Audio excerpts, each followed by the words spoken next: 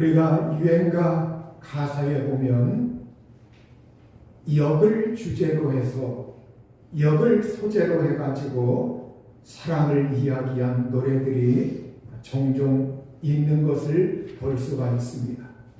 우리가 옛날부터 역이라고 하는 것, 이 역에는 정말 사람들의 만남의 장소였습니다.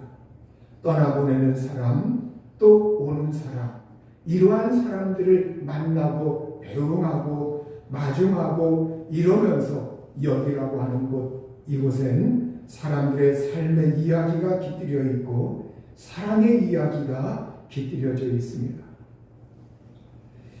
경북의 안동이라고 하는 곳, 이 안동역, 지금은 이 안동 역사가 새롭게 지어졌지만 아마 지금 3번인가요? 이렇게 새로 세워졌을 겁니다. 그런데 이 안동역, 옛날 그 안동역, 이 역사 뒤쪽에 신라시대에 세워진 5층 전탑이 있다고 해요. 저는 거길 가보지 않았지만 5층 전탑이 있는데 그곳에 그 옆에 오래된 벚나무가 있다고 합니다. 이 전탑이라고 하는 것은 흙을 구워가지고 벽돌로 만들어서 그 흙으로 쌓은 그러한 탑이었어요. 이 5층 전탑, 그런데 이 벚나무에 얽힌 애절한 사랑 이야기가 지금까지 전해지고 있어요. 8.15 해방 이전에 어느 추운 겨울밤 한 처녀가 열차에서 내리자마자 정신을 잃고 쓰러졌습니다. 그걸 본 젊은 영무원이 그 처녀를 업고 영무실로 와가지고 지극정성을 다하면서 간호해 주었어요. 그리고 이제 정신을 차리자 집까지 데려다 주었습니다. 며칠 뒤에 처녀는 그 역을 찾아와서 감사의 인사를 하면서 그 영무원에게 인사를 하였어요. 그때부터 이 두 사람의 사랑 이야기가 시작이 되었습니다. 당시 역 주변에 둘이 보낼 만한 이렇다할 그러한 장소가 없고 그래서 5층 전탑 주위를 거닐면서 거기에서 사랑의 교제를 서로 주고받았습니다. 그런데 그들은 그 옆에 사랑의 약속을 하면서 벚나무 두 그루를 심었습니다.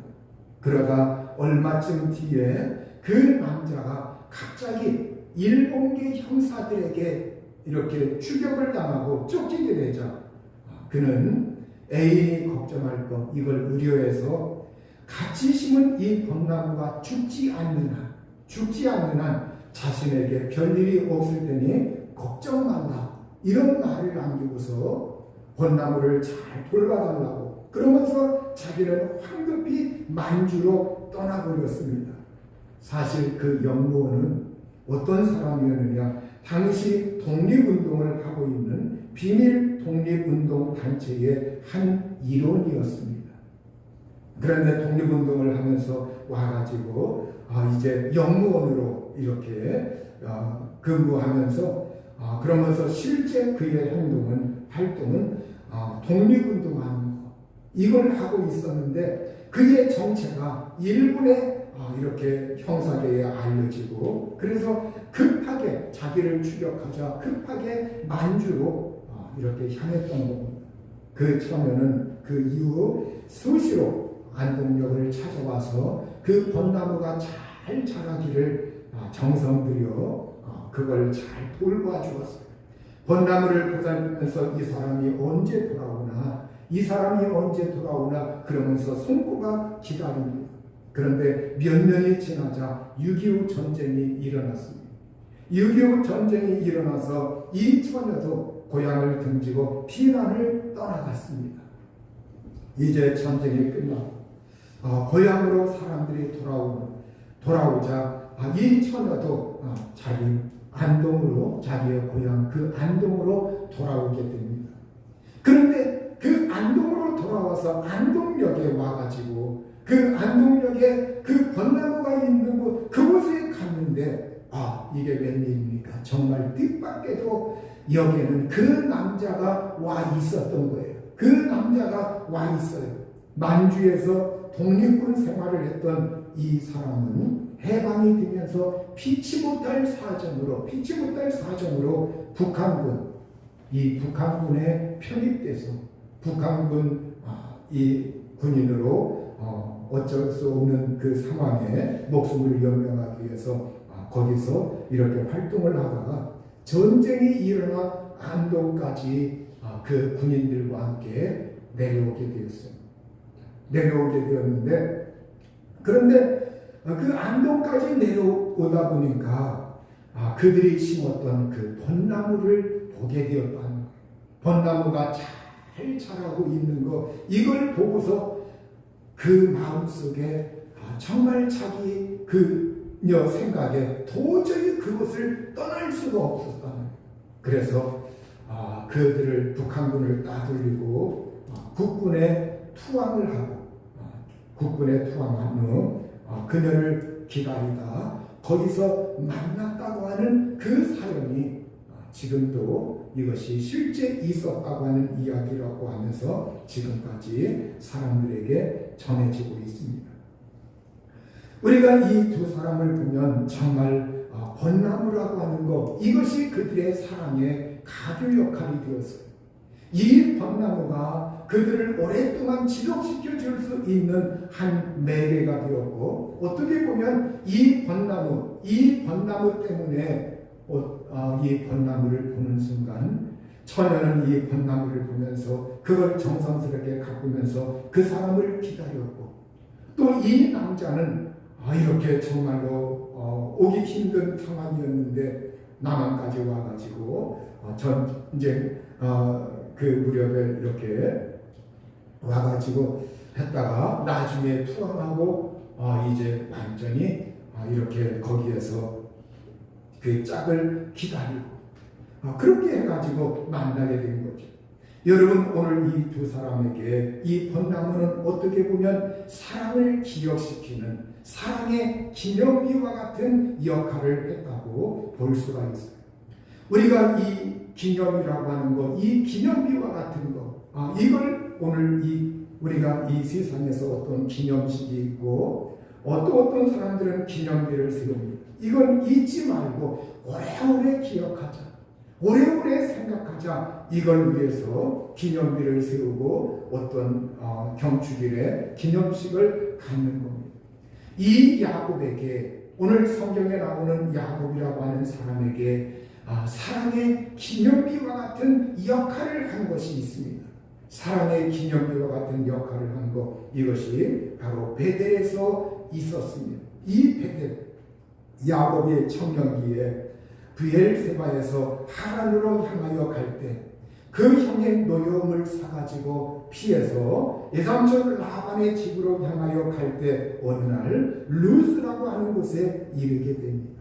이 루스라고 하는 곳, 이곳에서 이제 저녁이 되자 돌을 하나 주어서 돌을 베개 삼고서 그곳에서 잠을 자요. 잠을 자는데 그곳에서 꿈을 꿉니다. 꿈에 사닥다리가 내려오고 사닥다리가 하늘과 땅을 이어주고 있고 그 사닥다리 꼭대기 하늘에 하나님께서 야곱을 쳐다보고 있어요.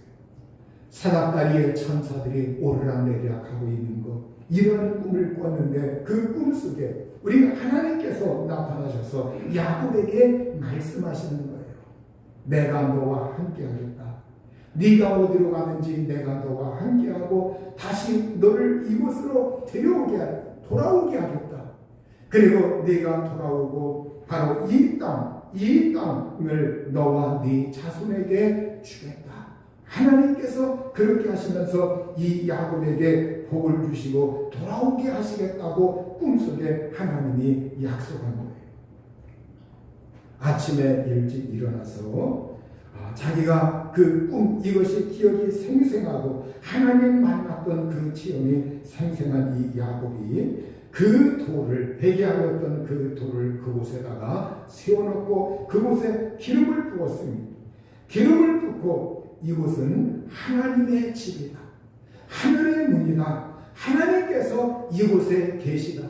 하나님께서 이곳에 계신 것을 내가 알지 못했다. 그러면서 그 이름을 바로 루스에서 베델이라고 고쳐서 베델 이렇게 이름을 명명을 합니다. 베델이라고 하는 뜻은 하나님의 집이라고 하는 말입니다. 하나님의 집이다. 우리가 한번 생각해 보세요. 우습지 않습니까? 세상에서 사람들이 볼 때 아니 저 사람 미쳤나? 아니 자기가 이렇게 잠자고 일어나서 그 돌베개 하였던 거 그걸 갖다가 땅에다가 세워놓고 거기다가 기름을 붓고 이게 하나님의 집이다. 여기가 하나님의 집이다. 거룩한 하나님의 집이다. 이렇게 말을 하니 아니 집이 어디 있길래 집이라고 하고 그렇게 말을 하는가? 만약에 옆에 다른 사람들이 있다고 할 것 같으면 아마 비웃었을 것 같아요. 그러나 이 야곱은 하나님을 체험하였고 하나님을 자기가 생생하게 그 꿈속에서 보았고 그 하나님의 말씀을 기억하면서 바로 이 야곱은 이곳은 다른 곳이 아니다. 그러면서 하나님을 기리면서 내가 이것을 잊지 않겠다. 오늘의 이 체험이라고 하는 거 이걸 내가 잊지 않겠다. 이걸 생각하겠다. 그러면서 내가 반드시 돌아와서 이곳에서 하나님께 제사하고 예배하고 영광 돌려야 되겠다. 이렇게 이 마음속에 굳건하게 마음을 다진 거예요. 이 야곱이 거기서 소원을 해요. 하나님이 나와 함께 계셔서 내가 가는 이 길에서 나를 지키시고 먹을 떡과 입을 옷을 주셔서 내가 평안히 아버지 집으로 돌아가게 하시오면 여호와께서 나의 하나님이 되실 것이요 내가 기둥으로 세운 이 돌이 하나님의 집이 될 것이요. 이렇게 창세기 28장 20절 21절에 이 야곱이 서원한 내용이 나와 있습니다. 이 야곱이 이것을 보면 서원이라고 하는 것 이건 맹세입니다. 기억하겠다. 잊지 않겠다. 잊어버리지 아니하고 반드시 내가 기억하겠습니다. 이걸 내가 이행하겠습니다 하는 자기 자신의 다짐이었어요. 베델에서 기둥으로 세웠던 이 돌은 어떻게 보면 야곱이 하나님을 체험한 하나님과의 그 사랑의 기념이라고 볼 수가 있어요. 하나님 체험의 기념비, 하나님 사랑의 체험비, 하나님과의 약속의 체험비, 하나님의 인도와 보호의 그러한 체험비라고 말을 할 수가 있는 겁니다. 바로 야곱은 그 돌을 바로 세워놓고 바로 내가 잊지 않겠습니다. 기억하겠습니다. 간직하겠습니다. 실행하고 지키겠습니다. 무엇을? 하나님과의 그 약속을, 하나님 체험한 이 사랑을, 하나님이 나를 이렇게 사랑하시는구나. 여기에 감격하여 이 야곱이 자기가 신앙 고백을 하면서 내가 이제는 정말 이 하나님과 함께 살아가겠습니다 하는 그러한 고백이었던 거예요.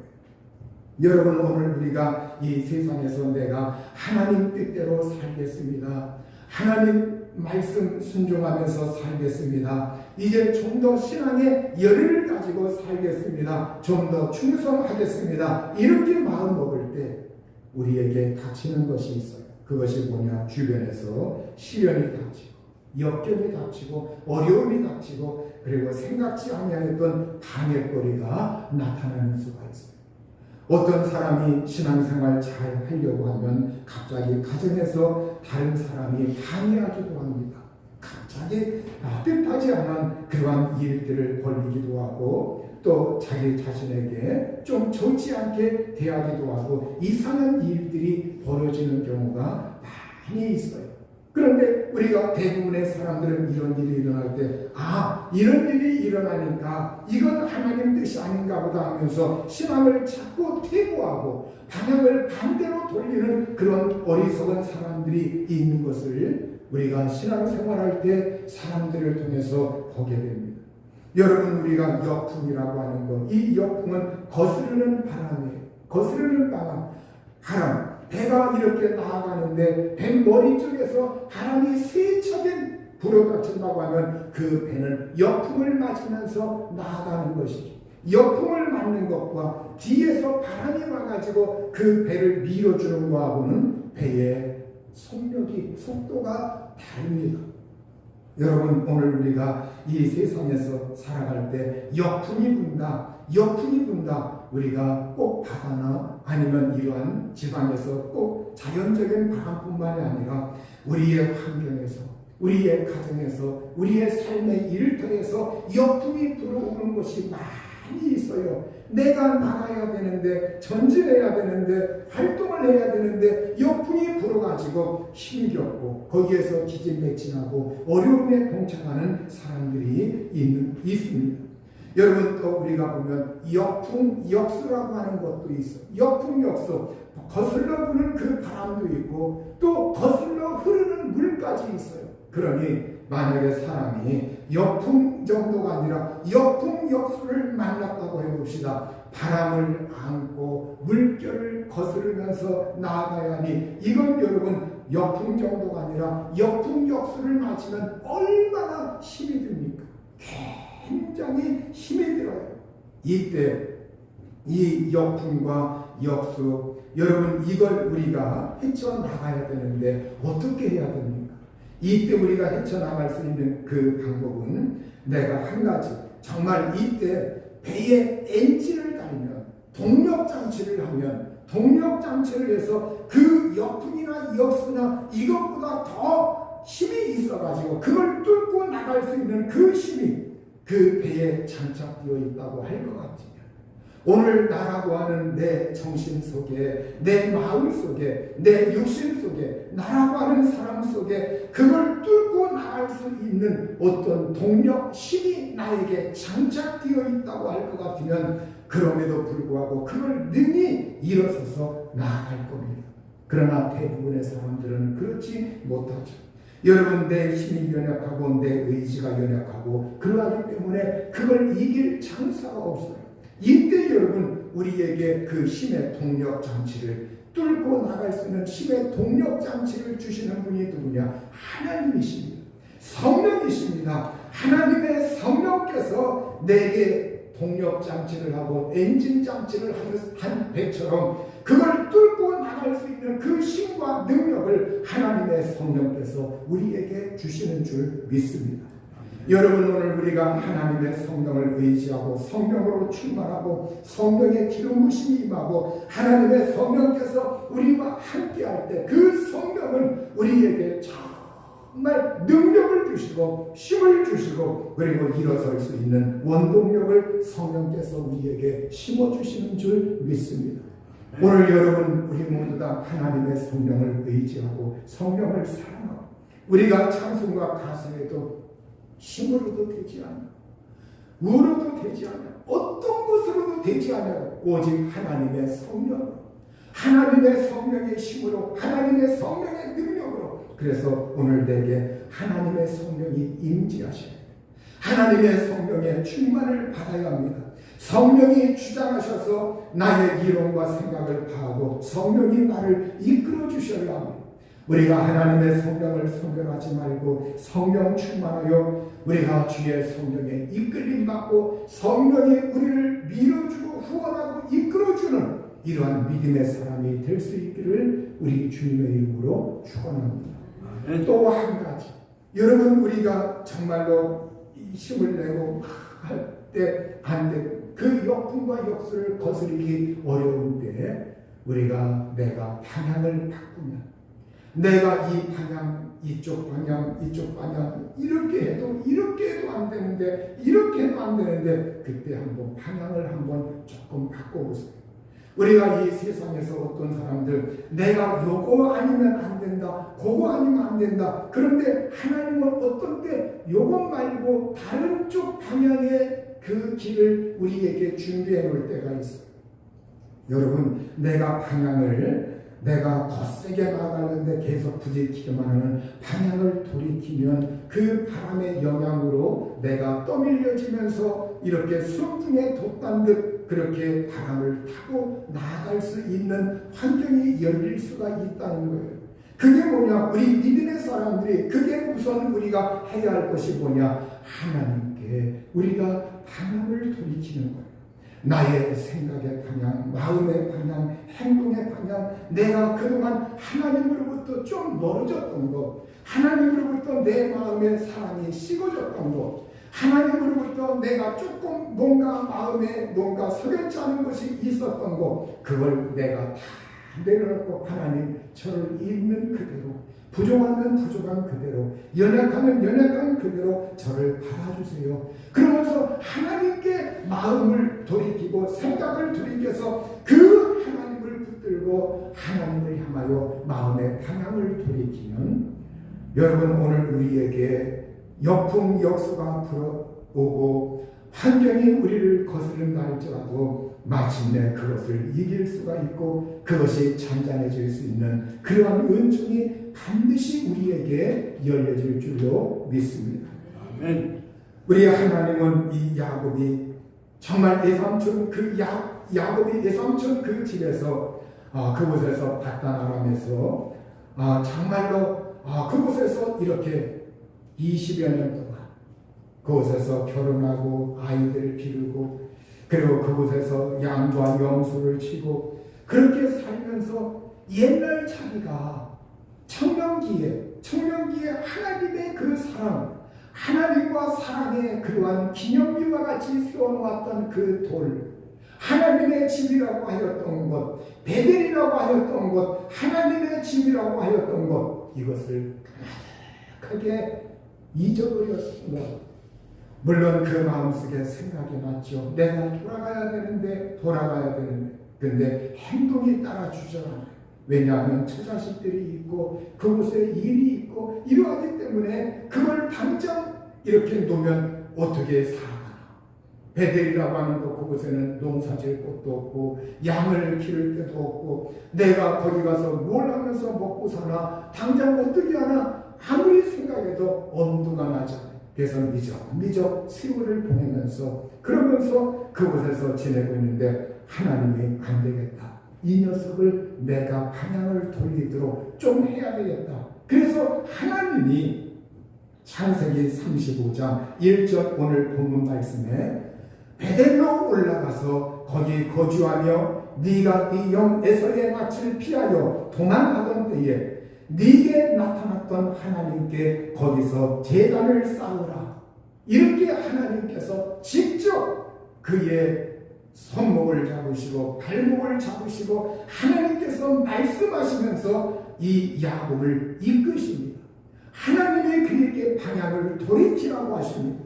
여러분 오늘 이 말씀처럼 오늘 우리에게 정말로 내가 무엇인가 이 세상에서 나의 발목을 잡고 있는 그 환경 가운데 하나님께 내가 조금 보였다가 또 하나님 앞에서 내가 미적거리고 있고 뭔가 망설이고 있고 뭔가 서성이면서 내가 하나님께 확 나가지 못하고 있는 그러한 마음과 그런 상황 가운데 있는 사람들, 그런 사람들에게 지금도 하나님은 성령님을 통하여 자꾸 아무개야 너 하나님 앞에 방향을 돌이켜야 하지 않느냐.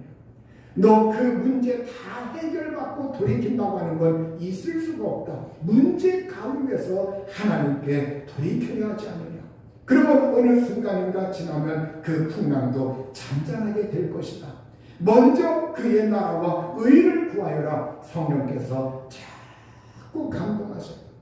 때로는 목회자를 통해서, 설교를 통해서, 때로는 집사님들을 통해서, 믿음의 사람들을 통해서, 성도들을 통해서 자꾸 권면하기도 하고, 그러한 소리, 이러한 것을 통해서 하나님은 지금도 우리에게 정말로 하나님께서 자꾸 내 마음을 이끄시고 감동하시고 내 마음속에 하나님의 사랑이 부어지면서 그래 내가 베델로 올라가야지, 하나님의 집으로 올라가야지, 하나님 앞에 나아가야지, 하나님께 나가서 예배해야지, 하나님을 사랑해야지. 그러면서 뭔가 내가 하나님 앞에 마음이 조금 떨어졌던 것, 그걸 내가 하나님께 거리를 좁히면서 우리가 하나님께 방향을 완전히 돌이키는 것. 야곱은 이제 이 하나님의 말씀에 붙들려서 자기 가족과 자기와 함께한 그 모든 사람들 거기에서 떠나 준비가 되어 있어요. 여러분, 이 야곱의 마음을 돌이킨 건 바로 베델에 무엇가 있어서가 아닙니다. 베델의 환경이 좋아서가 아닙니다. 이 야곱의 마음을 돌이킨 건 하나님께서 강권적으로 이 야곱에게 임하셔서 야곱에게 말씀하시며 하나님께서 그에게 감동하시면서 하나님이 이끄셨던 거예요. 오늘도 하나님은 저와 여러분을 늘 이 세상에서 내가 조금만 한눈 팔아도 하나님은 자꾸 하나님께서 말씀으로 감동하시고 성령께서 감동하셔서 아무개야 하나님께 향해야 하지 않느냐, 하나님께 향해야 하지 않느냐 그러면서 이끄셔요. 오늘 이 야곱, 그는 이제 창세기 35장 2절과 3절에서 이렇게 주변의 가족들과 주변 함께하고 있는 사람들에게 이렇게 말을 합니다. 너희 중에 있는 이방 신상들을 버리고 자신을 정결케 하고 너희의 의복을 바꾸어 입으라. 우리가 베델로 올라가자 내 환난 날에 내게 응답하시며 내가 가는 길에서 나와 함께 하신 하나님께 내가 거기서 제단을 쌓으려 합니다. 이렇게 이 야곱은 자기가 옛날 환난 날 그때 하나님께서 나를 부르시고 내게 응답하신 하나님이신데 내가 그 하나님을 잊지 말아야 되겠다. 그 하나님을 기억해야 되겠다. 그 하나님을 생각해야 되겠다. 그러면서 함께하고 있는 모든 사람들에게 지금까지 가지고 있던 이방의 신상들, 우상들 모든 것 다 버리고 그리고 하나님께 나가니까 의복을 받고 있고 그러면서 이제는 그 우상 섬기던 흔적들을 다 내려놓겠어요. 그래서 그 모든 걸 다 거두어가지고 거기에 주변에 상수리 나무가 있는데 그 상수리 나무 아래에다가 그걸 다 묻었습니다. 다 묻고 그 우상 숭배의 흔적들을 다 청산하고 이제는 우리가 마음을 돌이킵니다. 하나님을 찾습니다. 하나님을 향합니다. 그러면서 이들은 하나님을 향해서 나아갔던 거예요. 하나님을 향해서 나아갑니다. 바로 이 야곱이 리턴합니다. 방향을 하나님께 회개하고 마음과 생각을 돌이키고 옛날에 자기 자신의 그 하나님 사랑을 체험하였던 곳, 하나님이 나타나셔서 보호하시겠다고 약속하셨던 곳, 그곳을 향해서 가게 됩니다. 여러분, 오늘 하나님의 사랑의 기념비와 같은 바로 이것은 야곱에게 있어서 옛날 하나님 그 돌베개 하였던 그 기도, 그리고 하나님이 그곳에서 나타나셔서 하나님을 체험하였던 그 기억, 이것이 야곱에게는 사랑의 기념비와 같은 그러한 역할을 하고 있는 거예요. 여러분, 오늘 저와 여러분들이 이 세상에서 과거의 지난날의 생활을 돌이켜보면서 그 옛날 내가 어려웠을 때, 힘들었을 때 하나님께서 나를 붙들어 주시고 하나님께서 나에게 격려하시고 하나님께서 나에게 말씀하셨지. 이러한 것을 우리가 잊어서는 안 됩니다. 그것을 기억하면서 이제는 오늘 내가 하나님을 더 사랑해야지. 내가 하나님을 더 의지해야지. 내가 하나님 더 가까이 해야지. 그러면서 이 하나님을 우리가 사랑할 수 있는 믿음의 심령이 될 수 있기를 바랍니다. 성경은 우리에게 예수님을 생각하게 했어요. 여러분, 오늘 우리 사람들이 정말 기억해야 할 그 대상 중에 예수님 생각하라. 예수님을 깊이 생각하라. 성경은 히브리서 3장 1절에서 2절에 보면 그러므로 함께 하늘의 부르심을 받은 거룩한 형제들아, 우리가 믿는 도리의 사도이시며 대제사장이신 예수를 깊이 생각하라. 그는 자기를 세우신 이에게 신실하시기를 모세가 하나님의 온 집에서 한 것과 같이 하셨으니, 그리고 조금 건너뛰어서 6절과 7절에 보면 그리스도는 하나님의 집을 맡은 아들로서 그와 같이 하셨으니 우리가 소망의 확신과 자랑을 끝까지 굳게 잡고 있으면 우리는 그의 집이라. 그러므로 성령이 이르신 바와 같이 오늘 너희가 그의 음성을 듣거든 광야에서 시험하던 날에 거역하였던 것 같이 너희 마음을 완고하게 하지 말라. 이렇게 히브리서 3장 1절에서 7절까지 말씀을 하고 있어요. 여기서 우리가 보면 너희는 예수님을 깊이 생각하라. 예수님을 깊이 생각하라고 할 때 예수님의 어떠한 모습을 우리가 깊이 생각하라고 하는 말씀이냐? 예수님은 집 맡은 아들로서, 아버지의 집 맡은 아들로서 아버지에게 온전히 충성을 다하였다고 성경은 그걸 기록하고 있는 거예요.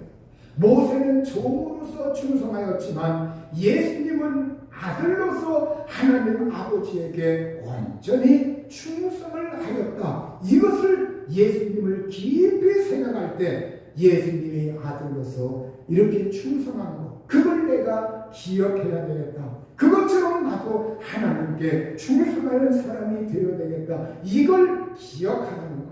그런데 여러분, 우리가 하나님께 충성할 때 한 가지 방해거리가 있어요. 그게 뭐냐? 이 방해거리가 사람들이 이 세상에서 살아갈 때 자꾸 원망하는 거예요. 교회도 여러분 교회 신앙생활 조금 할 만하면 자꾸 사람들 어떤 트러블을 하고 이러면서 자꾸 원망을 이렇게 하려고 해요. 마귀가 원망이라고 하는 걸 비집고 들어와서 그 원망을 통해서 사람들을 시험하고 사람들이 믿음에서 이탈하게 만드는 그러한 일을 자꾸 자행하고 있어요. 원망. 여러분, 사람이 원망이 생기면 그의 마음이 완악해집니다. 그의 마음이 완고해져요. 사람의 마음이 완고해져요. 여러분, 오늘 성경은 이렇게 너희 마음을, 오늘 너희가 그의 음성을 듣거든 광야에서 시험하던 날에 거역하던 것 같이 너희 마음을 완고하게 하지 마라. 오늘 우리에게 예수님을 깊이 생각하라고 하면서 그 말씀의 끝은 너희 마음을 완고하게 하지 마라. 여러분, 오늘 우리가 내 마음을 좀 유순하게, 내 마음을 부드럽게, 내 마음을 좀 하나님 앞에서 유순하게, 그건 서로 원망하지 않는 거예요. 원망하지 마라. 원망하지 마라. 마귀는 사람들에게 자꾸 원망의 생각을 심어줘요. 그래서 여러분, 사람이 이 세상에서 살아갈 때 그 도량이라고 하는 것이 굉장히 중요합니다. 여러분, 이건 신앙 한 가지만으로 되지 않아요. 그 사람의 자라난 바탕, 그 사람의 성장하면서 겪은 모든 일들, 지금까지 체험했던 모든 것들, 지금까지 독서했던 모든 것들, 이 세상에서 보고 들었던 세상살이의 경험들, 그래서 세상을 어떻게 봐야 되나, 인간을 어떻게 봐야 되나, 역사를 어떻게 바라봐야 되나, 이 세상의 정치와 이 모든 세상의 문화를 어떻게 바라봐야 되나, 그런 걸 수용할 수 있는 그 중거틀이 있어요. 이 중거틀은 그 사람마다 다 다른데, 신앙이 좋다고 하는 사람도 어떤 사람을 보면 이 중거틀이 굉장히 좁은 사람도 많습니다. 여러분, 이건 왜 그러냐? 그의 마음 바탕이 안 되어 있어서 그래요. 여러분, 신앙 하나만 좋다 이거로 다 끝나는 것이 아닌, 이 중거틀이라고 하는 건 사람이 모든 걸 수용하고 그걸 용해시키고 그걸 녹여낼 수 있고 그걸 소화해낼 수 있는 것, 이걸 심리학에서 중거틀이라 해요. 그걸 받아들일 수 있는 기준, 이것이 넓어야 돼요.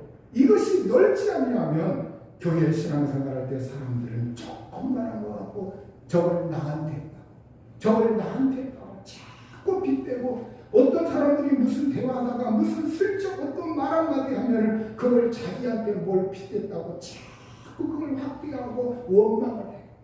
중거틀이 넓지가 않아서 그래요. 이것이 넓은 사람들, 그래서 세상에 풍랑도 겪고 세상 사람도 겪고 그러면서 이 세상에서 살아갈 때 좀 그러려니 저 사람들 저렇게 하면 막 말 한마디에 너무 민감하게 반응하고 그거야 하지 마. 나라고 하는 걸 좀 이렇게 허점도 좀 보이고, 나라고 하는 그 존재를 막 좀 이렇게 좀 내려놓고, 그래서 이 중거틀을 좀 넓히면서 그래야 그걸 모두 다 수용할 수가 있어요. 그러니까 이 광야에서, 여러분 광야에서 시험하던 날, 여러분 애굽에서 나와가지고 40년 동안 광야 생활할 때 그 사람들이 다 믿음의 사람들입니다. 하나님의 백성들입니다.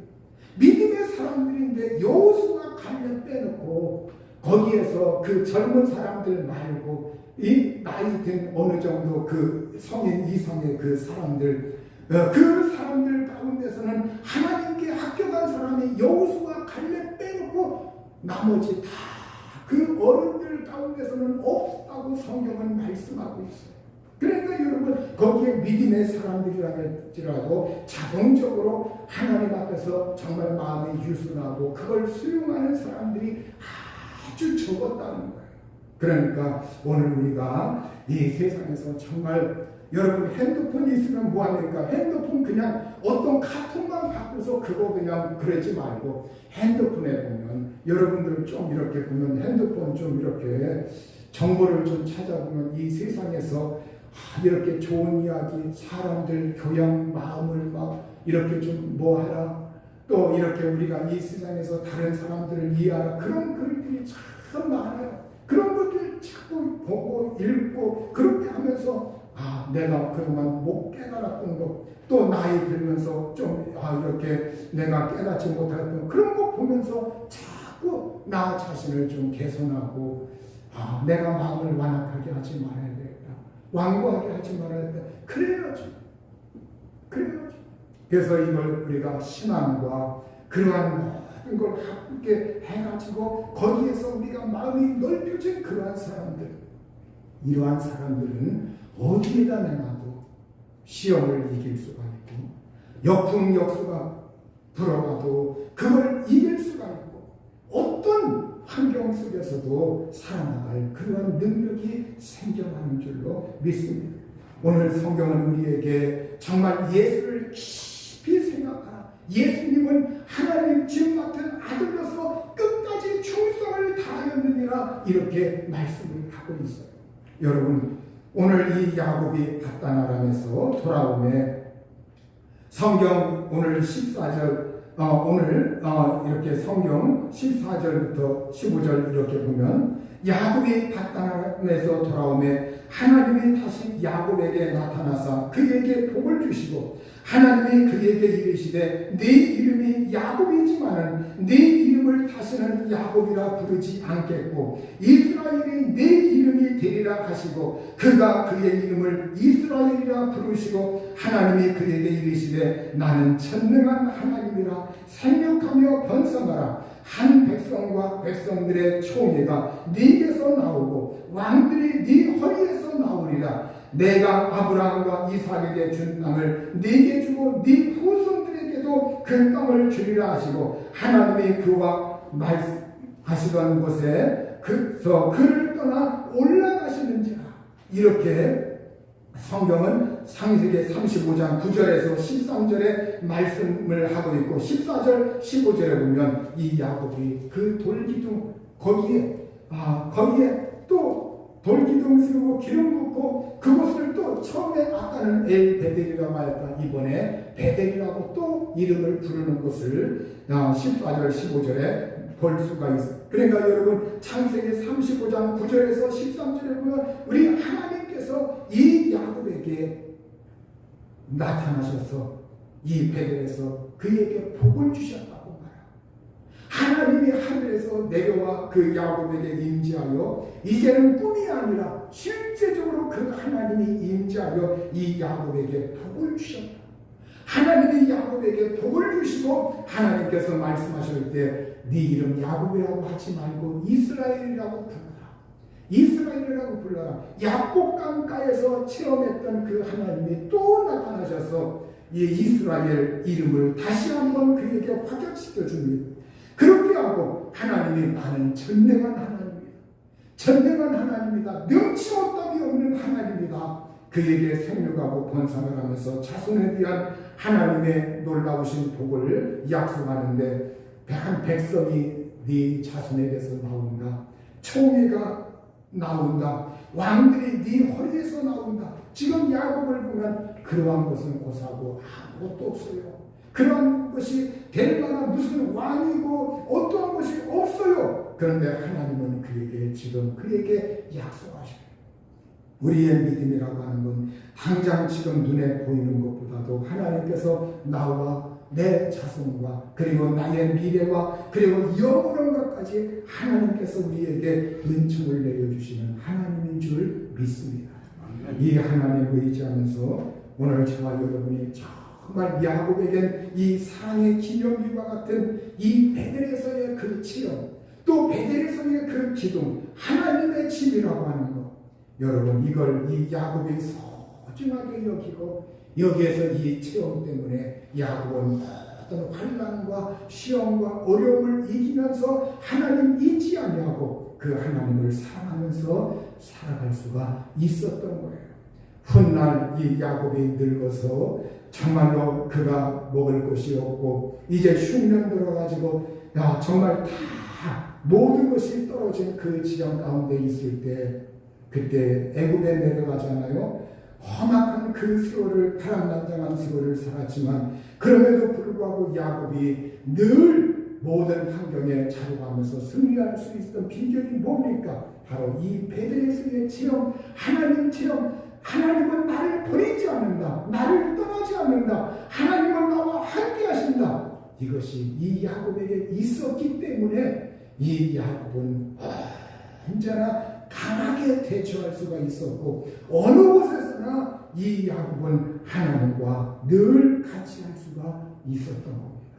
우리 모두 다 이러한 믿음의 생활로 나아갈 수 있기를 우리 주님의 이름으로 축복합니다. 아멘. 이 시간 우리 합심해서 기도할게요.